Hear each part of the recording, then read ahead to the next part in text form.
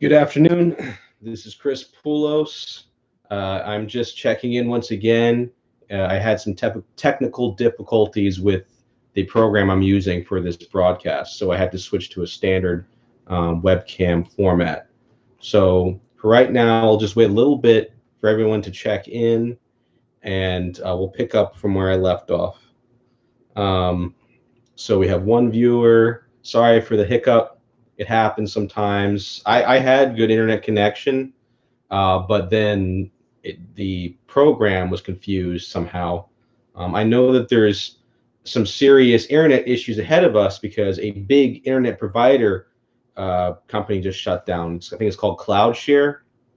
So hopefully it doesn't affect YouTube, but it may affect many other websites. Hi, Mary. Welcome to the show. Good to have you here. So today we're going to be continuing the topic that I discussed last stream, which is connection beyond the internet. And in that discussion, I was talking about metaphysics, right? How we've lost our sense of philosophy and theology and understanding meaning behind things. And the whole point of this stream generally, and this show generally, is to discuss about how this lack of spirituality affects our daily life, right? So going just a quick recap. I went through some very daily things everyone does, from a modern perspective. So let's go to social media. We talked about how people accessing social media are getting lonelier, not more fulfilled. And I talked about how a friendship is about quality, not just quantity. The art of conversation is gone. People are afraid to voice their opinions for fear of being belittled or whatever. People are afraid to be themselves. There's all kinds of issues there. I also talked about other big hobbies people have. I talked about the beauty industry, how if people only focus on exterior beauty, it not only does it actually harm their relationships and harm everything else, it also creates great dissatisfaction within the spirit and confidence of a person. Okay, if you don't have, I remember when I would say eighth to ninth grade, something happened with particularly the women, but also the men in high school. Their confidence died very quickly. It wasn't like it was very obvious, but the inherent hobbies that they had and their ambitions and their dreams were being slowly digested by cliques and their parents pressuring them to get into school and the SATs and what you're going to be your your career, and all of that isn't bad, but it took such a precedence that people just start falling apart emotionally. And I think that's just a little glimpse as to why we're so broken, us millennials, and hopefully not Gen Z, but I'm sure they're going through the gauntlet. I'm sure they're, just from the void that's in our culture, I'm sure they're going through the hoops as well in their own way. Um, and there was very little guidance on how to handle your emotions and your passions. And now there's a lot of bad advice on that. So we talked about the interior beauty versus exterior beauty. Why do people fall in love? What makes someone fall in love? Well, what makes someone fall in love is three things. You guys can add more. Anyone, this is an interactive show. If you want to add more, as long as you're civil, I'll interact. You can disagree and agree, but it goes, obviously, here's the first one everyone agrees on: the looks, right? But then there's the personality, and there's strengths and weaknesses of character. And then lastly, their values, right? What is their moral code? What is their loyal level of loyalty? So on and so forth. That's what people look for. If I'm missing anything, please let me know. But and what happened is, especially with the girls, and Liz, you're here, you're in California, and you have daughters. There, for me, from what I'm seeing, now I'm not going to speak for the girls, but there is such a lack of quality in understanding virtue, understanding responsibility, understanding, just higher levels of thinking.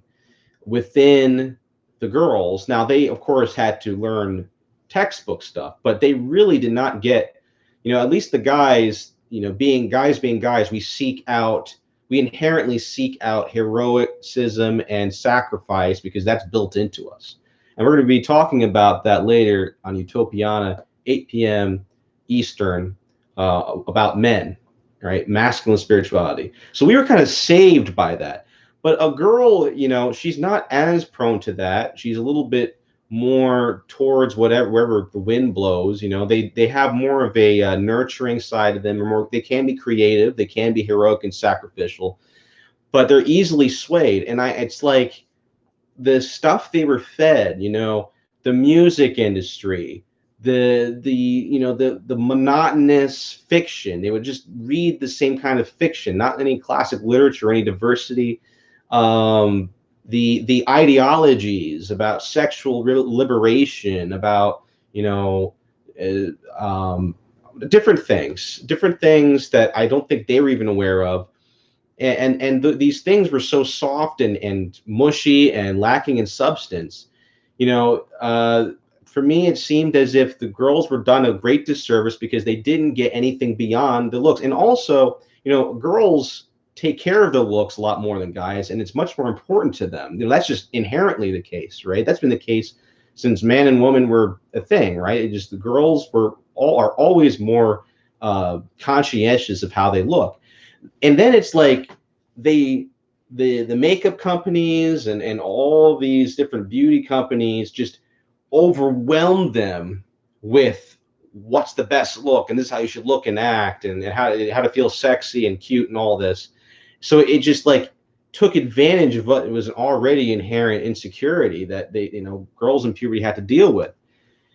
And then even further, this is just, there was starvation. They didn't even realize. Then further towards the college years, the sexual revolution was never questioned. So this whole idea of it's okay to swing around the jungle vines a bit, and this is for men and women, of course, but the women, it's that was a completely new thing, because women before the sex revolution were considered more modest and more careful of giving away their sexuality to anyone than the men. Men were always considered more promiscuous, and I think we naturally are more.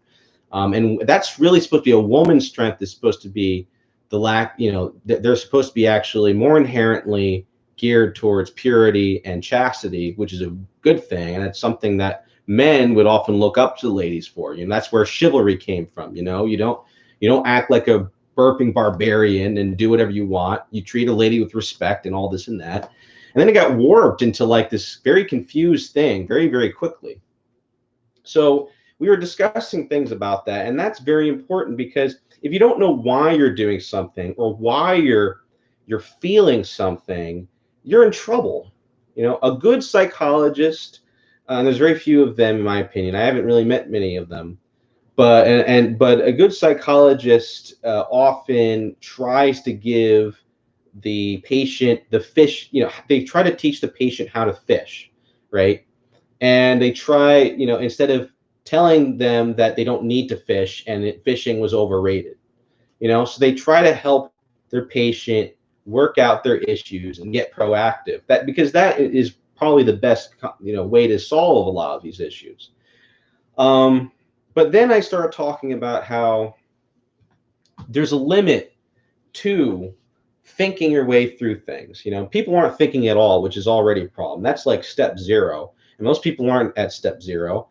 As far as what I can see on social media, at least, I'm not going to speak for everyone, but I see a lot of immaturity, and a lot of people just, there's never any, I don't know, where's the phrase, I don't know, or I'm sorry, or I forgive you, or, maybe I'll look into that, or I can't speak on that. I'll do more research. There's never, that's gone. It's like they speak as if they're like, the book of John in the Bible. It's like it's just holy words from Mount Sinai or Mount Olympus. I'm like, why do people speak in imperatives and as if and with such veracity and as if they know? And then like you show them facts and they're like, no, I have to be right. That shows that there is such a lack of depth in how to communicate and how to look at life. That really does. Now, also, because there's internet issues, I may be going in and out. I've been noticing that I sound okay from where I'm sitting, but when it translates through YouTube, I seem to be talking much faster. So if anyone sees me acting choppy or it's a little bit confusing, please let me know, and I'll try to speak slower because that can be an issue. And then I talked about how on the internet you can see that not everything is bad. You know, another thing you have to realize, and this is Western philosophy and theology, is that bad vices and evil is a lack of good, right? It's a lack of good. It's not what the Persians thought, which is, you know, evil is this completely irrational, awful thing that, you know, that this Machiavellian thing that can never be reasoned with. You know, that's actually a very dangerous position, and that's another position many people take. They just don't want to hear it. You're evil, you're terrible, you're hateful, you're da, da, da, da, da. Well, even if a person is evil or hateful, wouldn't it make sense to disprove their warped way of thinking? You know, and if you don't, knowledge is power, man. If you don't have knowledge and wisdom, what are you going to do? How can you possibly make change? If without that, we revert to what is called tribalism. You know, in the tribes of the Stone Age and ancient times, when people acted like this, might made right. So it's just going to come down to who has the better AR-15 and machine gun. And is that really what we want? Do we want to go back to the law of the jungle, where we just, you know, eradicate, we just obliterate anyone that disagrees? Is that where we're heading? I don't want to head there. You know, I really don't. And for those that say no, no, no, I'm right. You know, do you want to head towards a point in time, which always happens when communication and negotiation breaks down? Do you want to head to a point in time where you're going to have to hide from bullets flying through the windows? You know, was it really worth it? You know, constantly having your way, because that's what's already happening, at least here in the States. There are people that, you know, Antifa, right now, they're getting rolled up on by the feds, which is awesome, but their lives are ruined. They bought into this emotional, narcissistic way of doing things, and they thought they were these Mortal Kombat ninjas that could fight this illusionary, systemic oppression of the capitalists or whatever. And it turns out they're not that great at being Bolshevik fighters. They're not like, you know, they're not like the snipers fighting the Germans. They're actually just kids who don't know what the heck they're doing. They tried to set up some compound in the middle of Seattle, and it fell apart within literally 2 weeks because they didn't have any leadership skills. It was all emotion, and now they're getting arrested. And their resume, you know, if you get arrested as a domestic terrorist, I'm pretty sure you're not going to be hired ever again. So they better hope daddy's pension fund and all that stuff can really hold them over. They're in for a long winter in terms of employment. I wouldn't want to be that. You know, that's what happens. Thuggery, lawlessness, absolute chaos, destruction. That's what happens when people just decide that they're right no matter what, or that they don't want to bother to go any deeper. Now, those are extreme cases, but on the general spectrum, we have the same issue in terms of self-destruction. Okay, self-destruction is not talked about enough because, well, one, because it points a finger at yourself, and I have, you know, I point fingers at myself all the time, and you should too. Introspection is a wonderful thing, and it actually makes you feel really good, because when you start taking matters into your own hands and trying to humble yourself, you have a lot of depression lifts, because now you're not a victim anymore. Now you have a shot at actually becoming a better person. Okay, so self-destruction, you know, there used to be, before the political hemisphere got so out of control and everyone just talks about one or two topics, there used to be a general consensus that someone had to do something with the obesity problem, and it still is a problem. Whatever happened to the obesity problem, by the way? You know, thanks to all of these screeching harpies that can't stop talking about politics, we're losing sight of the still current drug epidemic, the obesity problem, the sex issues, sex addiction problems, and the things we talk about here. You know, a lot of stuff happens behind the scenes. So people would talk about the obesity problem, and you had that famous documentary, which I have to still watch, called Super Size Me. I know what the general gist of it is, and I think there was some momentum to get people back into fit and healthy shape, and avoiding the fast food and eating better, and that really was a sobering moment where people were like, wait a minute, at least in the United States. Now maybe you're living in Iceland or somewhere where everyone looks good and they don't have those issues, but in the United States and some South American countries, there is an issue, and there still is. And they realized that how people got sucked into the fast food was from all these additives and preservatives, and very clever people adding just the right amount of salt and chemicals or whatever they did in that stuff. And the burgers were barely burgers, and it was a lack of knowledge. There's a saying in the scripture, my people starve for a lack of knowledge. And people didn't know it. They didn't look into it. And then the next thing you know, everyone's eating at McDonald's, and you go into work, you have your coffee, there might be some donuts hanging around. You're not getting as much exercise because you're kind of overworked and the stress, and then you're off to the races. The next thing you know, and then you have some beers with your buddies, or maybe cocktails or whatever it is. And then this you start looking a little bit like a concave sphere here. You're just like, wait a minute, where did this come from? That happened to me in college. I was talking to a guy yesterday at a church event, and he just got back from college. He's going through literally the same detox thing that I'm doing, trying to lose body fat. And he gained a lot. And so and because this was never talked about, and because of the ridiculous food pyramid, which the FDA created and was complete farce, there was a lot of money in a lot of companies that sold bread and other things and grains. All of that compounded made us the fattest nation on the earth. And I don't know if we still are, but we definitely spread the disease. Now, what could have stopped that? What could have saved so much hassle? Well, if people had looked beyond their cravings and started really, evil happens when good men do nothing, as the saying it says.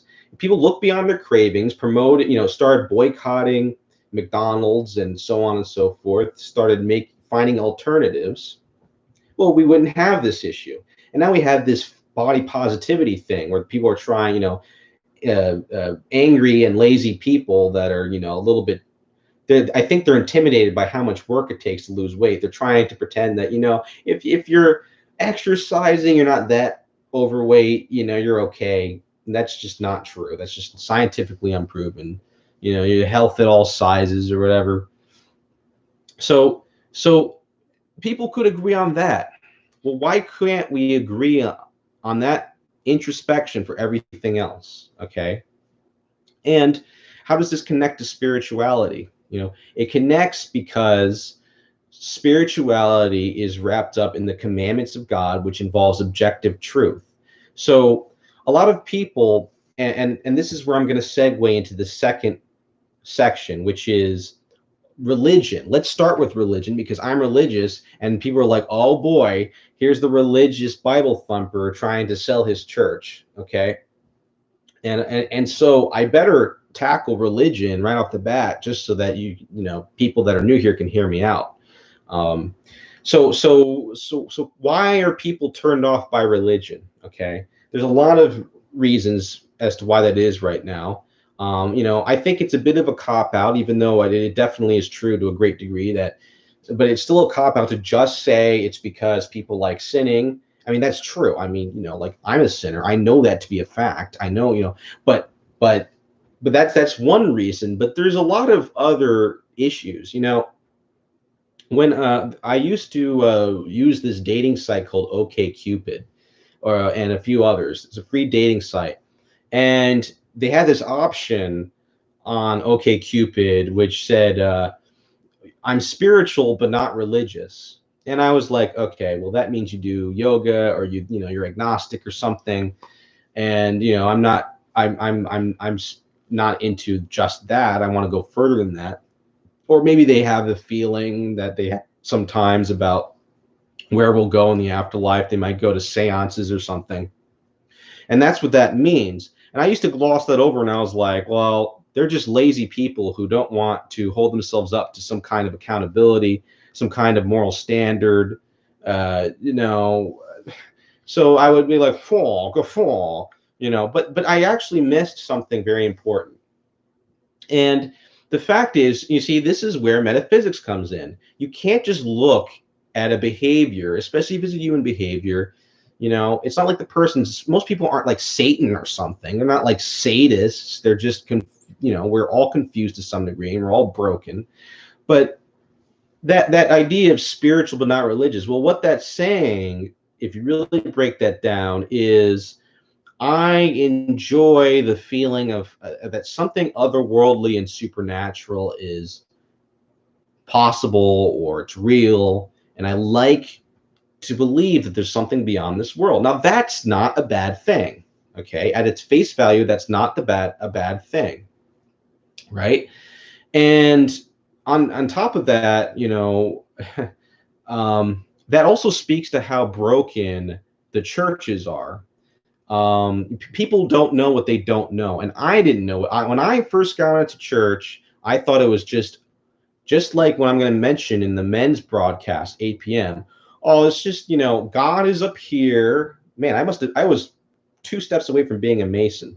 I tell you, Liz. And Liz is watching. She knows all about that. God is up here, and he kind of created everything, and he's like this, and he doesn't care. And maybe once in a while he has a miracle or two to wake us up. And for the rest of it, we're sink or swim. He's probably not going to bother with you. And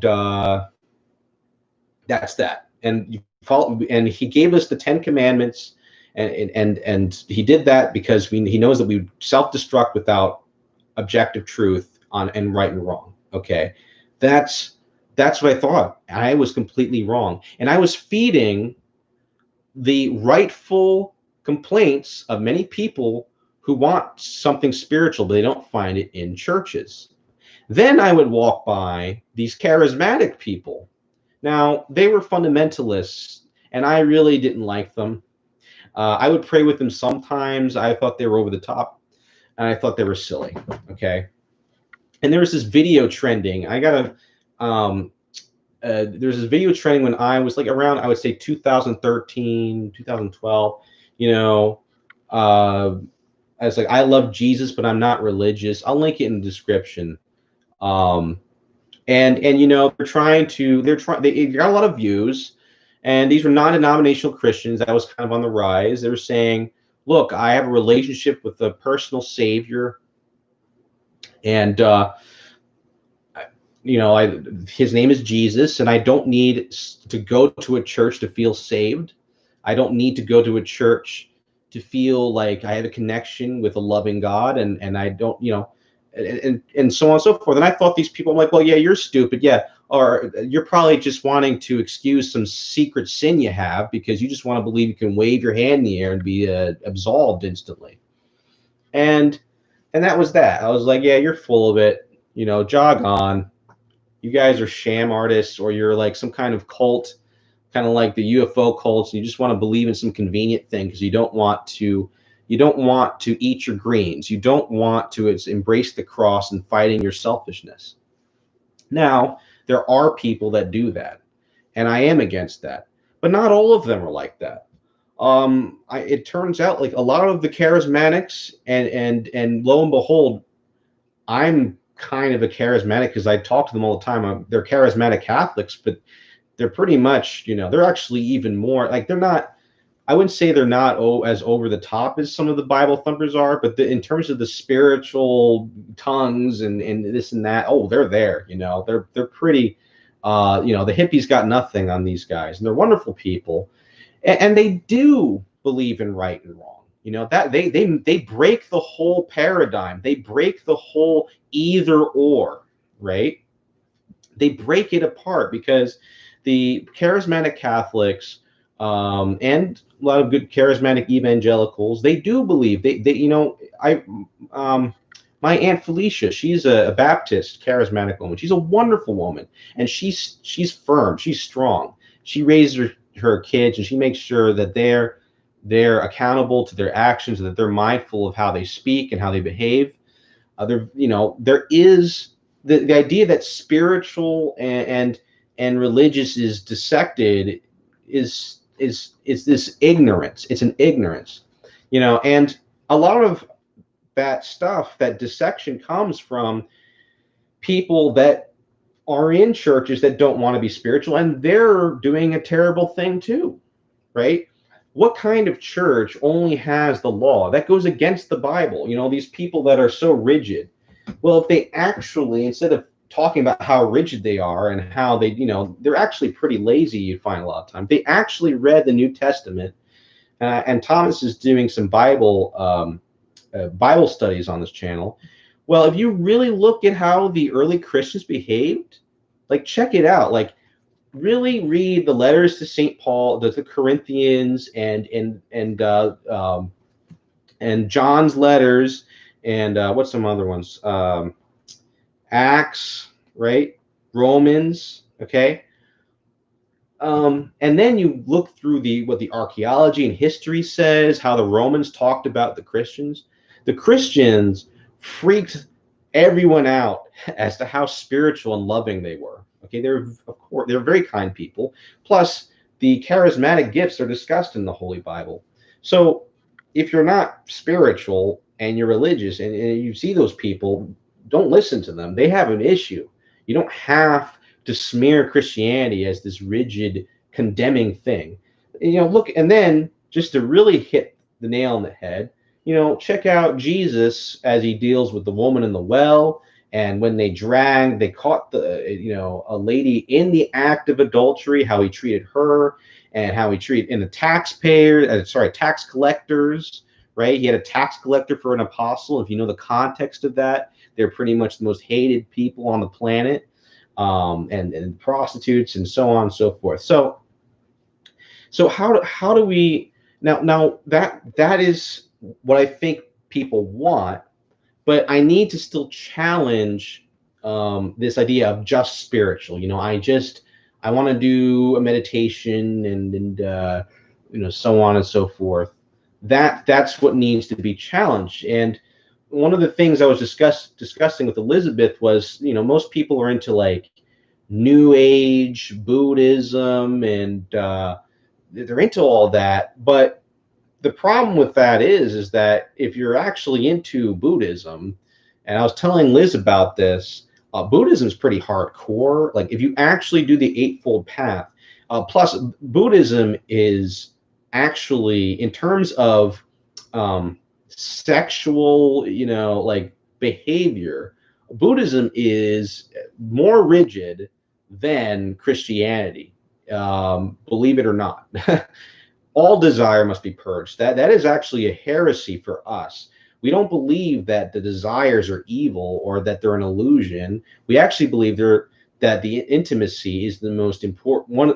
Yeah, pretty much the most important thing that needs to be understood in spirituality. It just needs to be purified. Okay. So again, a lot of Christians don't know any of this, and they don't act like they know any of this, and they are very pharisaical and have their own issues. You know, they have their own vices, and they themselves are stuck in it, and they don't know how to get out. And you know, I'm not saying that I'm out of my vices, but I'm making progress, and I definitely feel a lot happier, and I don't feel judgy about people that do have these vices. You know, I still think it's self-destructive, you know, but it doesn't mean that I'm like, oh, you awful, evil, despicable, irrational person, And when I do act like that in my bad days, I need to confess that, because I'm not supposed to act like people don't have any hope. And that's not for me to judge, really, because, let's be real here. Are we really being formed at all anymore? I mean, we're at an all-time low here. I mean, can I really blame people that have such nightmarish environments? So that's the problem. People don't even understand this idea of sin, right? Now I have that's the big S word, right? How can you be spiritual and be obsessed with sin? How can can't you just let it go, man? Let people live and let live and let live. Well, sin is bad and sin means missing the mark. Sin, through God's eyes, is always super bad, mostly because it hurts you and you're missing out on something infinitely greater. Okay, spiritually, not just like, oh, it's a theory. When you get involved in the spirituality of Christianity and the mysticism, you really start feeling it. I'm in this weird mode right now where, like, it's like spiritually, like, there's a wavelength. Let's say it's filet mignon, like by the best chef ever, and then there's like this ratty, disgusting, like shady food truck burrito bowl that's probably got E. coli. It's been laying out in the sun. And like, I'm like, why am I not choosing the filet mignon every time? I sometimes literally go to Taco Bell when I could have had food at home. So maybe there's some actual parallels literally for me that I have to repent from. But that's what it feels like, okay? It feels, unless you're like some St. John of the Cross or some great mystic who's, going to the dark night of the soul. For the most part, it's you're losing out on something that's eternal and infinite. And that's what's missing in this discussion. It's like, well, what are we aiming for? What is our goal, right? Every religion should have a spiritual goal, any good one at least, or anyone that's with any thought, and we believe that we have the fullness of the truth. So if we're going around, feeling like awesome Catholics, right, and we're getting our butts handed to us by Buddhists and other spiritual religions that people like to go into, that means we're doing something wrong. It can't just be that everyone just wants to sin.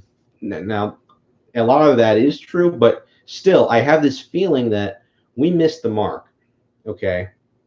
We missed the mark ourselves as to what our religion is all about. Our religion is actually the commandments and all of the sacraments of the church is supposed to increase the inner love, peace, and joy. And that's pretty sobering, because a lot of people, and I work at a parking lot mass, they come in without any love, peace, and joy. They get it for a little bit, and then they leave and they go off back to their ways, okay? So, that's why people hate this big R religion word, because they think of Christianity. I'm going to check out the comments here. Atom Bomb. Buddhists take things very seriously. You don't sin because it may be 1,000 years before you get a new body to work out your sins. Right. Yes. Buddhists have to reincarnate, millions of times over. And yes, we also have purgatory. Now, purgatory, see, the thing with purgatory is, and I don't want to get into another discussion, but even God in his mercy will even, if we want, shave off a heck of a lot of purgatory time. So again, we're not in that sense, we're not as hardcore as the Buddhists. In the sense that you could be stuck in eternal hell, yeah, that's pretty hardcore. But in terms of like, the means to get to heaven, if someone really wants it, you can so quickly gain holiness, and there's all kinds of indulgences and promises, and the Blessed Mother Mary has so many, like, she can get you in the door if you really want it. So you do not have to be enlightened and in the mystical union in order to finally see heaven. All you have to do is have true repentance at the hour of death, like the good thief did and hopefully there's a priest there to absolve you, and to have an informed conscience and know what right and wrong is. And really, see, there's another thing, even if you look into the thing that everyone's scared about, like confession, Padre Pio would send people away. He could read souls. He would send them away if he knew they really weren't repentant. They really didn't want to change. So even there, this rules thing doesn't really work. It's in and of itself kind of a laziness. So why get involved with this spiritual thing? And in terms of the spirituality of the Catholic Church, well, the other spiritualities, and especially the way people do them, are not as fulfilling as the Catholic spirituality. And I'll tell you why. Because, well, I'm just going to speak for the Western spiritualities that most people get involved. Most people treat spiritual experiences, when they think about spiritual experiences, they think of this altered state of consciousness, or some like, whoa, there's something moving, or maybe you're talking to your dead relative, or you're in a yoga pose and you're feeling one with the universe, right? And in that moment, it's great. But when they look back on their life, not much fruit has been had. And when they do think fruit has been had, they're usually unaware of the dysfunction or their errors, because their head is so in the clouds, they're so attached to an emotion, it's very hard to pry them out of it. That's why, it's kind of scary seeing everyone getting into the crystals and all that, because it's intoxicating. Some of these ideologies are intoxicating, and they have their own promises and and there's not really much any competition, so they go for it, right? But Catholic spirituality, seeing as how we have the fullness of truth and we claim to have the moral truth, well, we also therefore must have the mystical perfection, right? Catholic contemplation, which is what we do here on this channel, and of course receiving the sacraments with an open heart, provides, especially in the beginner's phase, it provides these feelings, the power of God, the presence of God is beautiful. You feel like you're in the presence of something so unsurpassably, someone so unsurpassably beautiful, that it's just like, that it's like 0.0001% of what truly is before you. If you look at the attributes of God, for anyone watching here, if you want to, without, if you're a little hesitant and you're like, I don't want to do this prayer thing, but if you want to at least, it's kind of like when I used to look up, well, what's it like to be drunk before I drank alcohol? Well, if you want a taste test, check out the Attributes of God Catholic, keyword search it. I think it's Catholic.org has it. And this really got me excited. Read through it carefully and just try to imagine what kind of person I'm talking about. Someone that is infinitely perfect, okay? And he's so infinitely perfect that we of the HHL, which is a Facebook group, and also the people that come to pray here, we have to stay educated, because the very prayer experiences can change. It's like, Thomas made this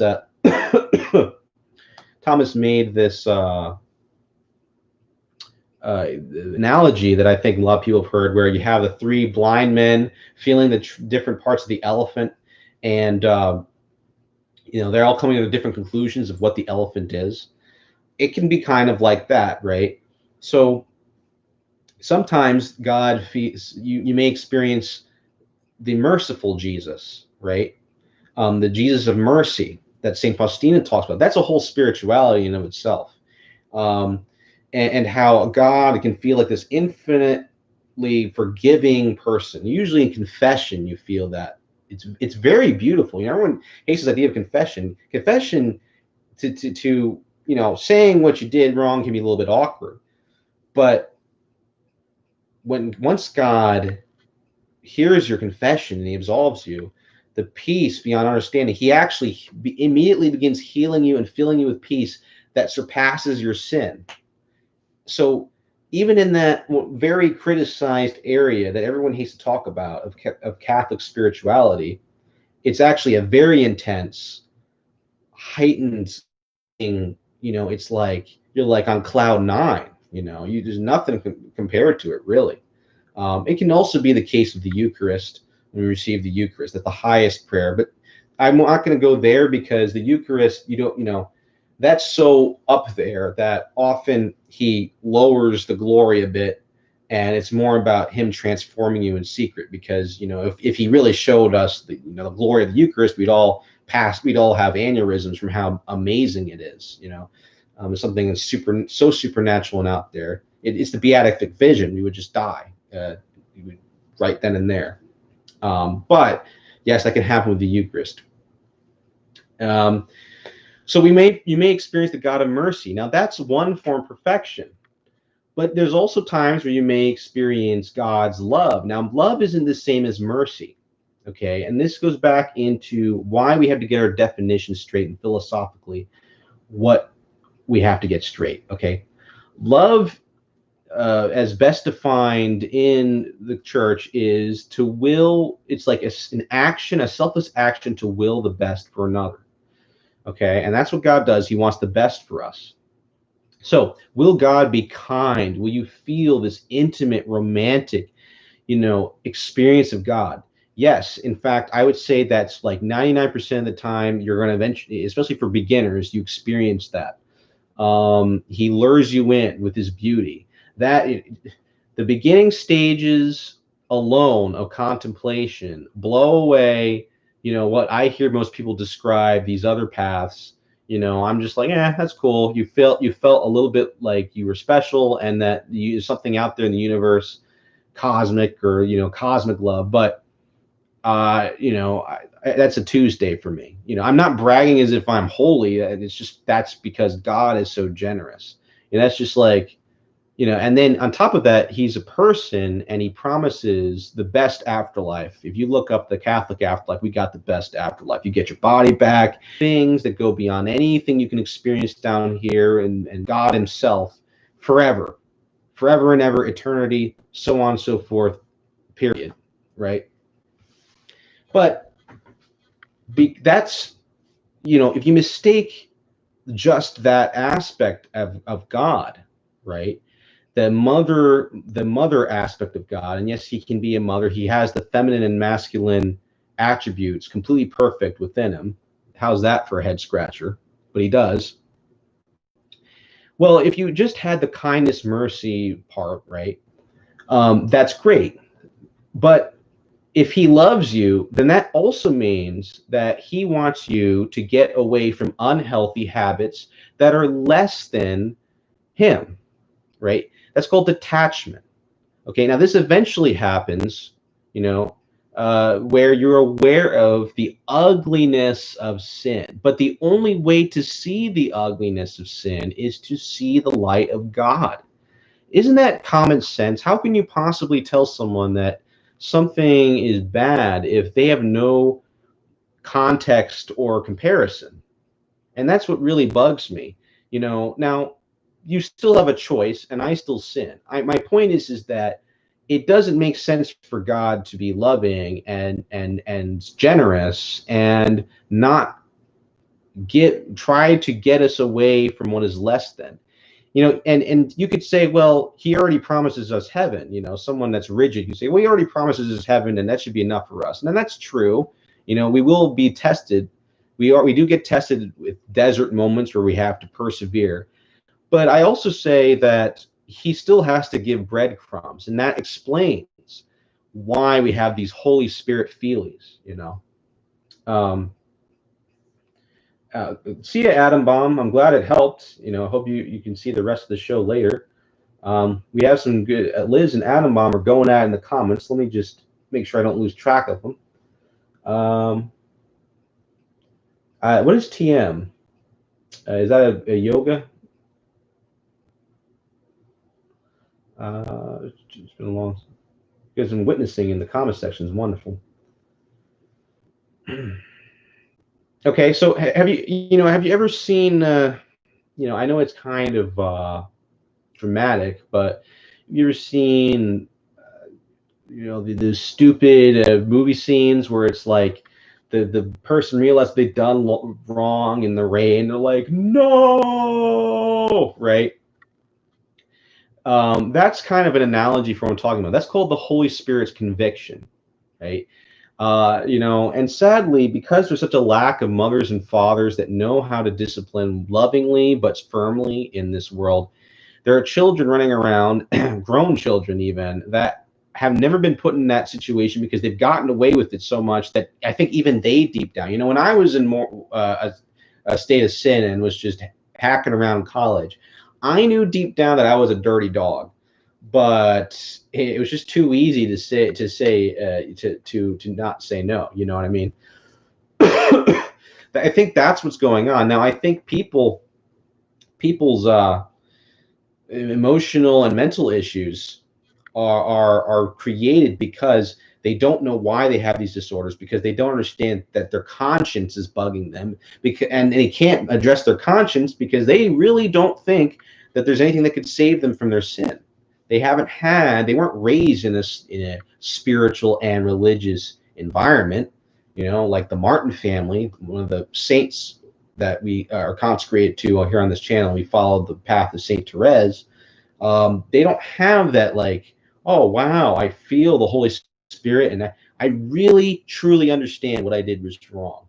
Okay, so that, I think, summarizes what I'm talking about. Permanent true spirituality must, if God is love, and love means everything must be perfect, and it's aiming you towards the heights of happiness and feeling okay with yourself and feeling one with infinite beauty.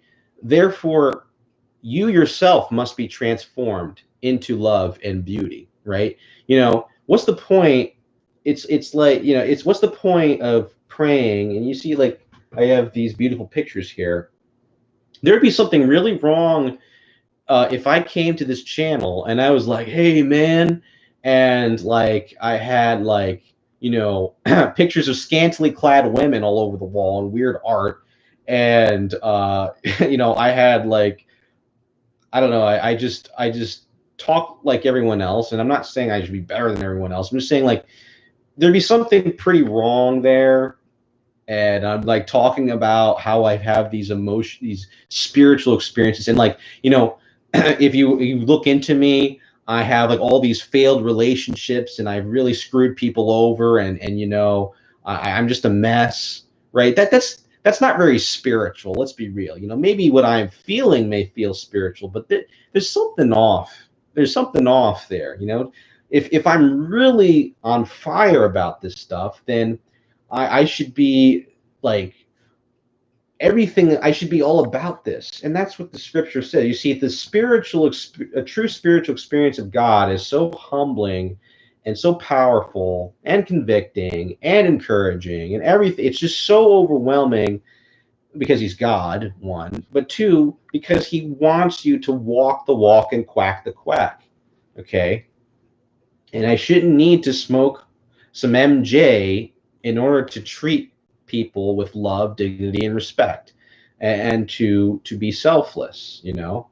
Now, yeah, time for the third section, last part of the talk.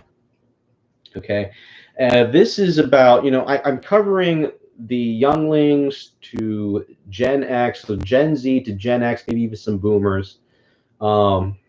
That's the recreational and the confusion about religion, so on and so forth. But that is something involving the emotions. Now, there is another side to things that is being pushed by a society that is completely confused as to what Christianity is. And that's the rigid side. Yes, you'll run into some rigid, judgy Christians, but there's a much different kind of rigidity. And that's coming from the mainline Protestant. That means Lutheran, well, they're Episcopalian here, Presbyterian, general Christian. If you're in the United States, the Protestantism that first started before the Second Great Awakening. And this is another reason why people want to be spiritual but not religious, because there's this issue with people that say they're Christian and they worship money, they worship power, they worship being successful in business, and they only rarely they put like the tip of their finger in the pool when they go to church, whoop, and then they don't even they dry off the water. They don't even take anything with it. It's all for them. At the most they'll get oh well, if we're not Christian, we won't have the business discipline. And I know people that are like that, and maybe some of you do know. They're actually a much bigger part of the problem than most people realize. And like most real problems aren't talked about because everyone's to blame. And it's so deep that everyone would have to, instead of pointing fingers here, it goes this way, right? No one wants to talk about the problems which they themselves are guilty of, right? I'm not talking about Puritans, Liz, in terms of judgy, ultra religious types that just want to make everyone feel bad. I'm talking about the deistic, the prosperity Christians, okay? And this is why I'm saying you have to have a deeper connection in the world, okay? Now, they're going to get you. They always get you, and they always get their kids by saying, oh, you're so spiritual. Why is your life a mess, right? Now, on the outset, it seems similar to what I'm saying, right? All I need to do is wear a suit and have a smug smile or a frown, and have one of those darn kids looks, and be 30 years older, and my message would pretty much sound pretty similar, right? Yeah, the church is a networking opportunity. Thank you, Liz.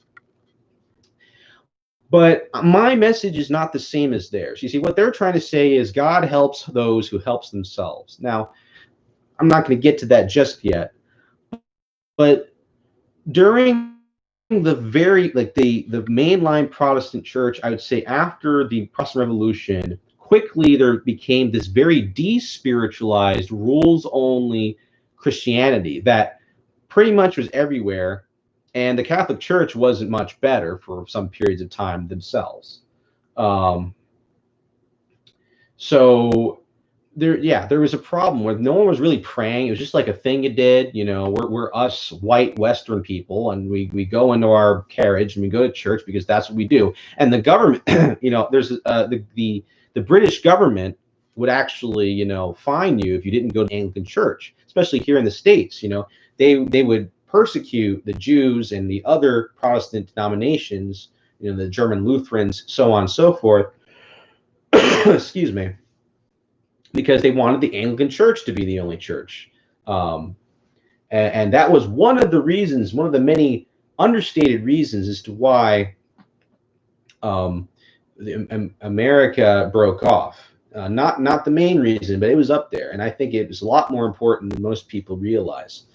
But unfortunately, with their own brand, the founding fathers, a lot of people that were founding the country still took that non-spiritual, rules-only religiosity with them. A lot of them were Masons, so they kind of had their own agenda. They weren't even into religion, really.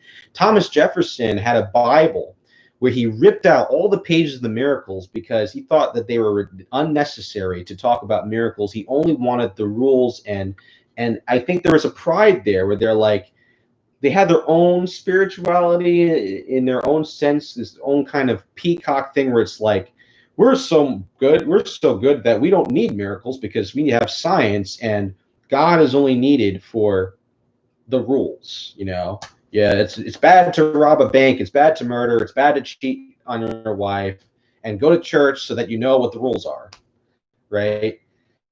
Doesn't that sound similar to much of what Christianity's become? That sadly was not really nipped in the bud. I think it was just, I don't know the ins and outs, the specifics. There were some movements against that, the Great Awakenings of the West, and there were some things that happened in the evangelical side that still are there today.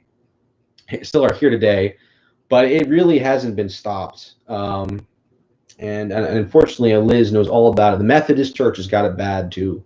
Methodists have it, and that's a shame because the Methodists were very spiritual. If you look at this, the founders of the Methodist denomination, they were very spiritual people, wonderful people, and wonderful people is not the adjective we usually get. We usually think Joe Schmo or hypocrite when we run into a Christian, and that's a problem, right? But it's also a problem if we say, well, in order to, especially if you're an angsty young person like me, we often have this rebellious streak where it's like, well, I hate that so much. I'm going to do the exact opposite, a very angsty reaction. And I completely empathize because sometimes I do it. I'm going to do the complete opposite of that. And I don't want to even go to school, or maybe, I'll go to school, but I'm going to be against everything my parents are against, because they're full of it. And since they're so full of it, well, I'm not going to trust anything they say. I'm not going to even remotely consider what they're into if they have any merit at all. And so that's the literal other side of destruction. It's like both people are jumping off the cliff in a different way. One person's doing the belly flop and the other person is doing the bouncing off the cliff thing. I don't know, but they're just knocking into each other, and it's like they're almost like taking each other out, and I'm like, hello, there's a little thing called balance here, right? And so what I said about permanent spirituality, and this is what the connection beyond the world means, is that everything you're going to do, whether it be filing paperwork, whether it be praying, whether it be, talking to someone or just anything is spiritualized. Anything involves love and peace and joy and forgiveness and standing up for what's right. Okay. So you see what I'm saying? So now that might involve, you being a generous businessman or woman, and being successful, and maybe that's your calling, right? But you're following the will of the Lord. You're following the divine love. You're following Jesus, and you're glorifying him. You're not doing it to show off or to be a prude or to be mean-spirited or greedy. Okay. I don't know why everyone's forgetting, the famous Charles Dickens tale, A Christmas Carol. What happened to that thing? We need to play that every Christmas. Every movie theater should play that thing, because that, clearly we didn't get it through our thick skulls, what Charles Dickens was trying to tell us. But, that's what I'm talking about. Everything is very spiritualized. You can have class and take care of yourself with self-respect and avoid the ugliness of sin, but you don't have to be a jerk about it. In fact, you're replaced with something even more loving. And yes, it's real. That's what this channel is here to provide. Yes, there are things that are more loving and more real and more intimate than drugs, sex, and rock and roll. And I'm sure people are raising their eyebrows or rolling their eyes like, what? Yeah, it's true. There is something better than sex. There is something even better than human romance, like, heroic deeds in war, or a man saving someone from a burning building, or a husband truly loving his beloved wife, and running to someone that makes the butterflies in your stomach. All these things that are considered the peak of everything are just dark reflections of heaven. And that is the Catholic mystical way, and that it can be experienced, if you try it out, which is what we're here for. So that is my case. I kind of came down to the wire there, but thanks for coming out, everyone. I will probably make my playlist, or a few playlists, to really divvy down the topics, but I'm trying to make this a bit of an episodic thing. So maybe I'll do another connection video, and help.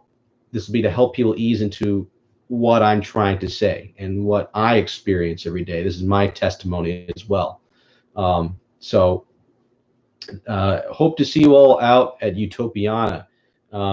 So we're going to be kind of talking about what I'm talking about, but for the men, because we got a serious problem with men, which ties into this whole uh, materialistic Protestant thing that occurred in Western countries.